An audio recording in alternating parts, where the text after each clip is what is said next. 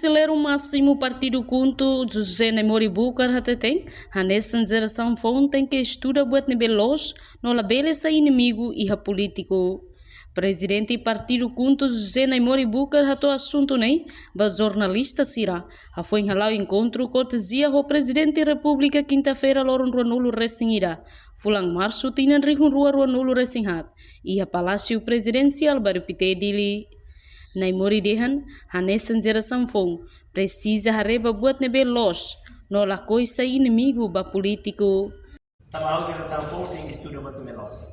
La bella inimigo e político. Ulu quando membuat senana ho tele membuat tahu sehingga lo saya problema maybe di jam politik tu.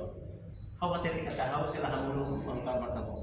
Bisa orang nunggu governo misalnya harus lamun mau senang terus mah. Kan pernah itu proses taruh ini dari baga Maduro. Proses taruh kita bawa povo ini, povo mau foduga, povo mau fiat. Kita tinggal seperti itu nih. Kita label dia kata tambahnya pembela dia. Lah ini label. Politik label sendiri.